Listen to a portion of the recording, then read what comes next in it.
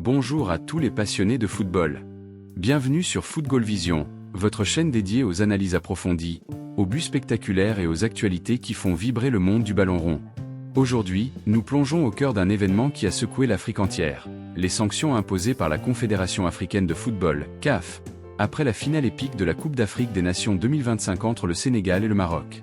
Imaginez, une victoire historique pour les Lions de la Teranga, mais entachée par des incidents regrettables qui ont conduit à des pénalités sévères. Est-ce la fin d'une ère de fair-play, ou une leçon pour l'avenir? Restez avec nous pour une analyse complète, respectueuse et factuelle, basée sur des sources fiables comme les communiqués officiels de la CAF et des reportages approfondis. Si vous aimez le foot authentique, abonnez-vous, likez et activez la cloche pour ne rien manquer. Allons-y. Chers amis de Football Vision, rappelons d'abord le contexte de cette finale mémorable. Le 18 janvier 2026, au stade flambant neuf du Maroc, le Sénégal affrontait le pays hôte dans une rencontre chargée d'émotions. Les Lions de la Teranga, champions en titre, ont décroché une victoire étriquée 1-0 après prolongation, grâce à un but salvateur qui a fait exploser de joie des millions de supporters. Mais derrière cette gloire, des incidents ont éclaté. Protestations contre un pénalty accordé au Maroc, tensions autour de l'arbitrage, et même des gestes inhabituels comme l'affaire des serviettes impliquant des joueurs marocains.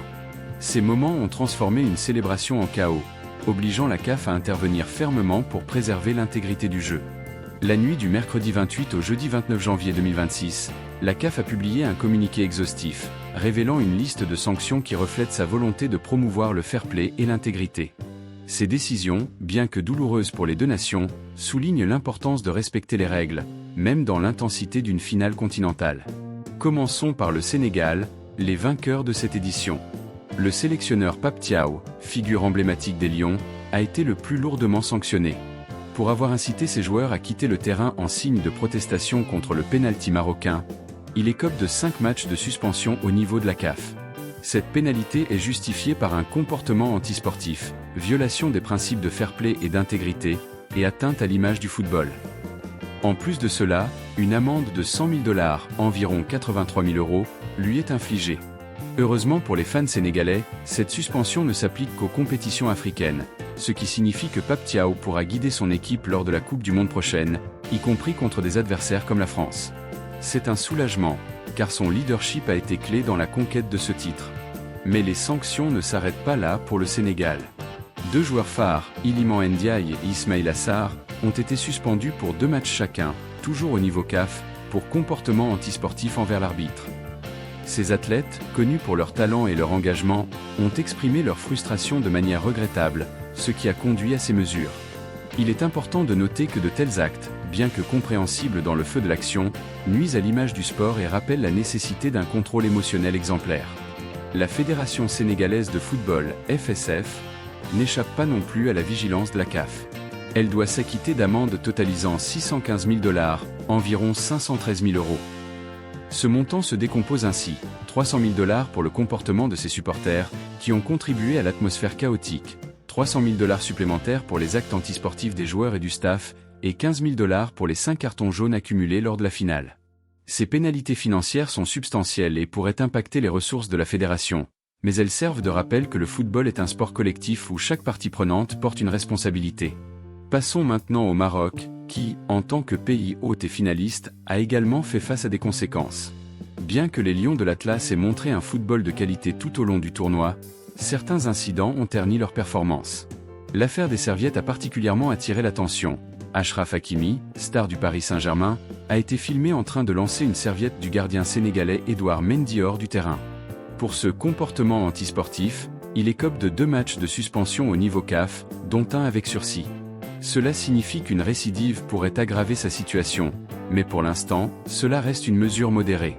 Son coéquipier Ismaël Sebari a été plus sévèrement puni pour avoir intimidé le gardien remplaçant sénégalais Yehvan Diouf, en l'empêchant de fournir une serviette à Mendy. Il reçoit 3 matchs de suspension officielle de la CAF, assortis d'une amende de 100 000 $, 83 000 €.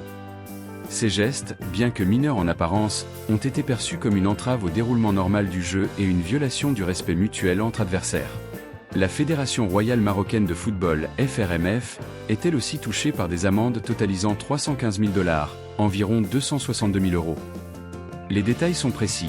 200 000 $ pour le comportement inapproprié des ramasseurs de balles du stade, qui ont apparemment influencé le match, 100 000 $ pour le comportement inapproprié des joueurs et de l'encadrement technique, ayant envahi la zone d'examen de la VAR et entravé le travail de l'arbitre, et 15 000 $ pour l'utilisation de lasers par ses supporters lors de la rencontre.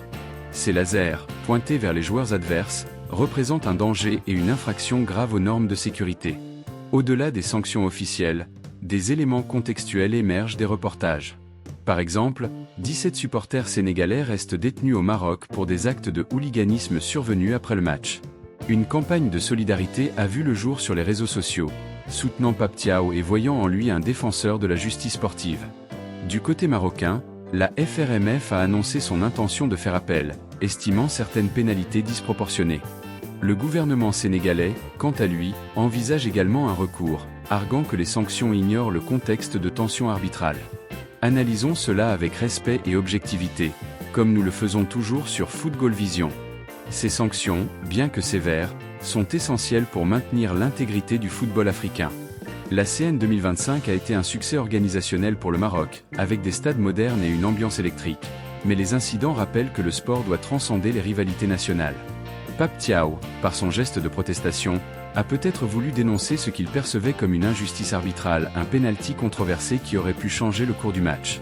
Cependant, quitter le terrain va à l'encontre des principes de fair-play promus par la FIFA et la CAF. De même, les actions d'Hakimi et Sebari, bien que motivées par la frustration d'une défaite imminente, nuisent à l'image d'athlètes modèles qu'ils incarnent par ailleurs. Historiquement, la CN n'est pas étrangère à de tels drames. Souvenons-nous de la finale de 2019 entre l'Algérie et le Sénégal, marquée par des tensions, ou de l'édition 2021 avec des incidents logistiques en Cameroun. Ces événements ont toujours conduit à des réformes, comme l'amélioration de la VAR ou des protocoles de sécurité. Pour la CN 2025, ces sanctions pourraient inspirer une meilleure formation des staffs et des supporters, favorisant un environnement plus serein pour les futures éditions. Quelles implications pour l'avenir? Pour le Sénégal, ces pénalités arrivent à un moment clé. Les qualifications pour la prochaine compétition et l'absence de Thiaw pour 5 matchs pourraient tester la profondeur du banc. Heureusement, les suspensions des joueurs comme Ndiaye et Sarr sont limitées, et l'équipe reste favorite continentale. Le Maroc, de son côté, doit rebondir. Avec des talents comme Hakimi, l'équipe vise la Coupe du Monde 2026 avec ambition. Les amendes financières, bien que lourdes, sont gérables pour des fédérations bien structurées, et pourraient même motiver des investissements en éducation sportive. Il est crucial de souligner les réactions du public. Sur les réseaux sociaux et dans les commentaires des reportages, on observe une indignation partagée. Accusations de partialité envers la CAF, appel à plus de transparence. Certains fans sénégalais défendent leur équipe, arguant que les sanctions ignorent des erreurs arbitrales flagrantes, comme des pénaltys non sifflés lors de matchs précédents contre d'autres équipes. Du côté marocain, on regrette que le pays hôte soit pénalisé pour des actes de supporters isolés. Pourtant, ces débats enrichissent le football. Ils montrent à quel point ce sport unit et divise, mais toujours dans un esprit de passion. Chez Football Vision, nous croyons que le football est plus grand que les controverses. Ces sanctions sont une opportunité pour le Sénégal et le Maroc de démontrer leur résilience. Les Lions de la Teranga, avec leur titre en poche, peuvent se concentrer sur la défense de leur couronne. Les Lions de l'Atlas, forts de leur organisation exemplaire, prépareront l'avenir avec sagesse. Rappelons que le vrai vainqueur est le fair-play. Sans lui, le beau jeu perd son essence. Merci d'avoir suivi cette analyse sur Football Vision. Qu'en pensez-vous? Les sanctions sont-elles justes ou trop sévères? Partagez vos avis respectueux en commentaire. Abonnez-vous pour plus d'actualités footballistiques. Restez passionnés, restez fair-play. À bientôt.